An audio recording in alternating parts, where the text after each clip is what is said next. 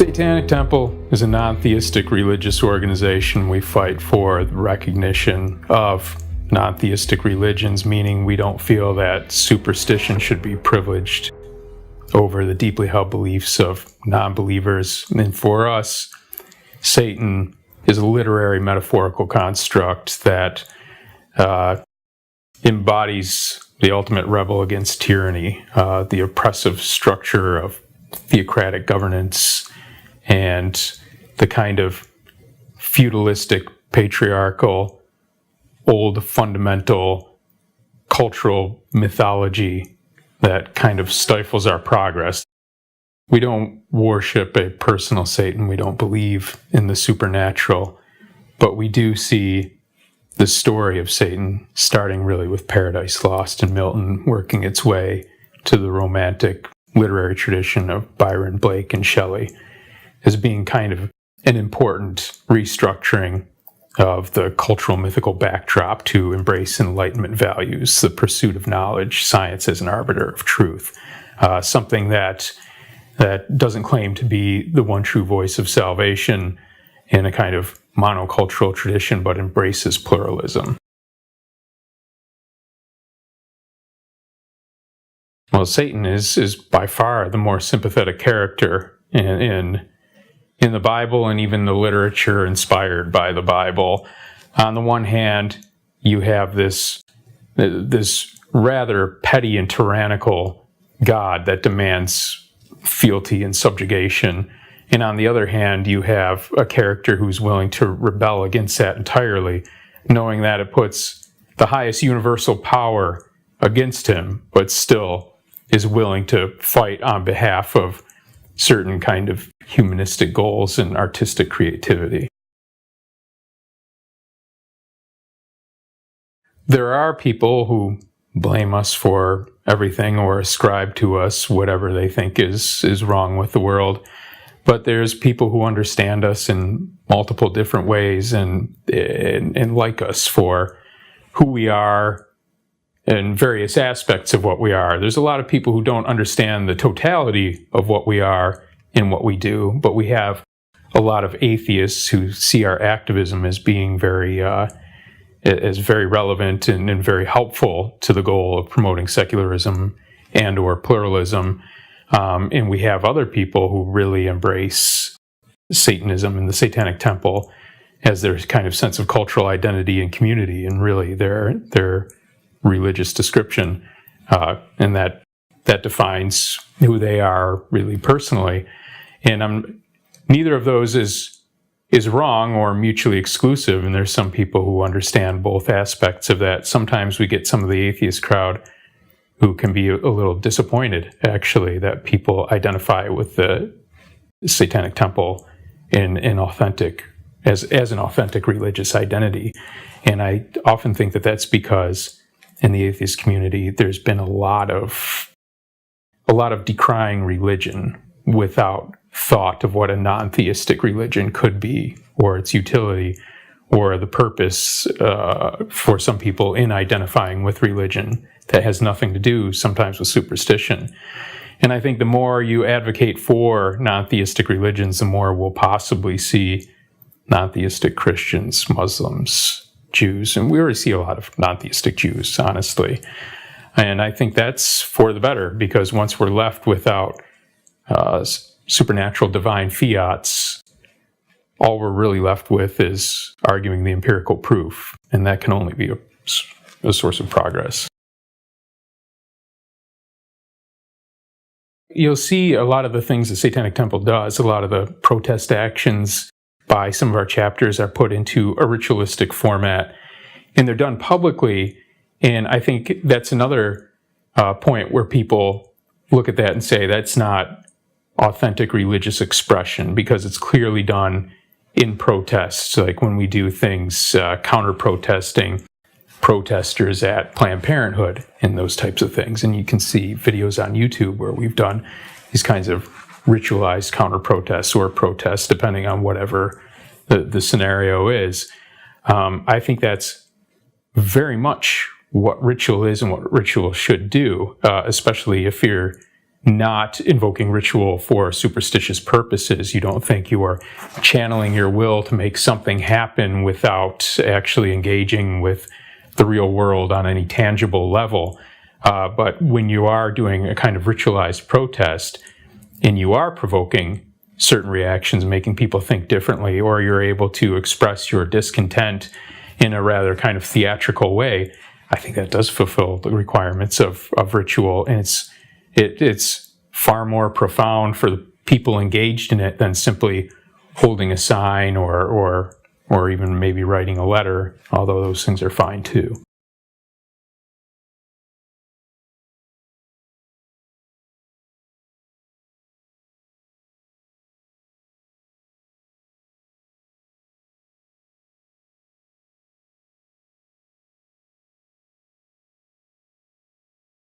Well, when we first actually wrote a letter to Oklahoma stating our intention of donating a monument to go alongside the Ten Commandments monument, we didn't actually have a monument in mind. We didn't have a design already in place.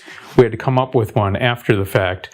And Baphomet is what we settled on eventually because we felt it perfectly kind of paralleled some of the arguments for the Ten Commandments being placed on the Capitol grounds. For one thing, Oklahoma was claiming, and now Arkansas is claiming the same. Oklahoma was claiming that because this was a privately donated monument, it didn't violate the Establishment Clause. Other private donors could donate monuments as well, but more importantly, they were saying that the Ten Commandments was not meant to be taken as a religious monument, but as a monument to a historical document that spoke to the codification of constitutional law.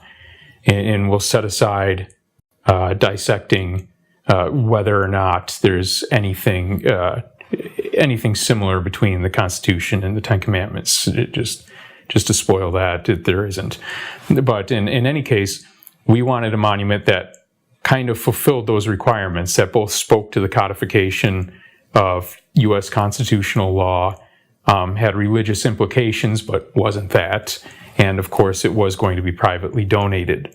And we also wanted it to have meaning in the context of what we were trying to convey ultimately, and that was that we are a pluralistic society, and if you're going to have a Ten Commandments monument, you have to be prepared to have another religious viewpoint represented in an open forum. The government needs to remain neutral. Baphomet is this image that's been kind of satanized through time. There was a occult historian, Eliphas Levi, in the 19th century who drew the original picture of the hermaphroditic Baphomet character with the goat head and the human body and the caduceus in the center. We wanted to use Baphomet for our monument because we felt those binary elements spoke to the idea of the reconciliation of opposites. Pointing above, below. You'll notice the pentagram in the back has 2 points up, and the one on the head has 1 point up. And the caduceus, of course, symbolizing reconciliation and negotiation. We took off the breasts, which kind of compromised the hermaphroditic features, and as the compromise to that, we put a male and female child at each side. We took away the breasts because having anything clothing the female chest just didn't look right artistically at all, but we knew if we had bare female breasts on the monument, they would take that opportunity to claim that they couldn't accept the monument on decency grounds or something ridiculous like that. And we didn't want to avoid the actual issue that we were confronting. So we had this monument, and we wanted it to express those binary elements, and we wanted it only on grounds where a Ten Commandments monument already existed to kind of fulfill that entire message of the reconciliation of opposites. And further, we were saying that this monument would pay homage to those killed in the witch hunts, those otherwise maligned, thrown in prison, or unjustly accused. And that spoke to the codification of secular law, the burden of proof, innocence until proven guilty, and and just the evidential standards that are now the norm in secular courts of law.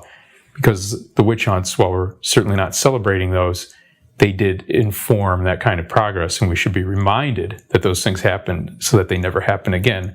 So we feel we built a really strong case for the presence of Baphomet on the public grounds if the arguments for the Ten Commandments were to be taken seriously. And ultimately, the Ten Commandments came down in Oklahoma. That was an ACLU lawsuit against the Ten Commandments being there, and the state Supreme Court ruled that it was, in fact, a violation of the state's own separation of church and state clause in the state constitution. And now the same fight is being fought in Arkansas, where it seems soon we'll be able to present our own lawsuit against the Ten Commandments monument as soon as it goes up, because they haven't, in fact, rejected our monument. People look at the kind of imagery we use, and I think they see its utility in these activist battles we do, and because of that, they think that that's its only purpose, that the value is only external to us, that it doesn't mean something to us personally. It's not something, for lack of a better term, sacred or something we have reverence for. But certain aesthetic values can really define you as well and establish your sense of self-identity. And I think that satanic aesthetic is one of those things for me and for many of the people in the Satanic Temple.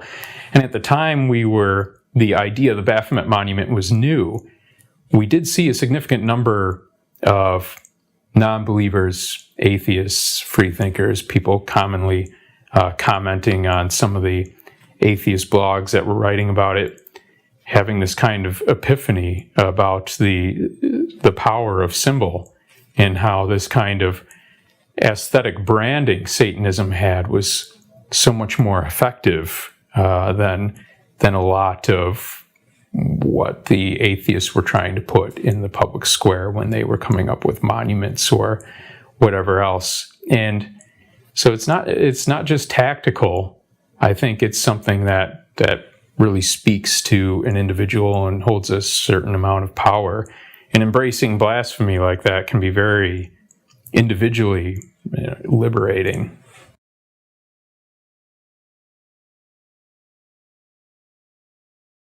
No, the Anton LaVey wrote a book he called The Satanic Bible in the 60s. It's not that great a book. It's okay. I really think the real Satanic Bible would be Milton's Paradise Lost, kind of a tedious read, but it kind of redefined the whole religious narrative. It really did make Satan into the hero of the story. And then other authors took off from that in the Romantic literary tradition, Blake, Byron, Shelley, and they wrote some great material. The one book that we really have primary in our canon amongst that is Anatole France's Revolt of the Angels. It tells a whole kind of world history through this metaphor of the religious narrative. And France was a non-believer himself, but he talked about the Dark Ages as being a result of Jehovah's oppressive stranglehold on the minds of people, an intentional effort to subjugate people and keep them from creative practices, keep them from learning scientific methods to refute the types of tales he was saying they should submit themselves to. And it's actually a very useful narrative as kind of a shorthand for understanding human history. And there was kind of a Satanization when the Enlightenment comes in. And in reality, you do see that in literature, and during the Enlightenment times, you see people trying to comprehend the cultural mythology in a different way to embrace Enlightenment values. And so there is a long history of literature that you can point to and say are really the Satanic Gospels. but there's no real one book. We have 7 tenets, and that's where we hold.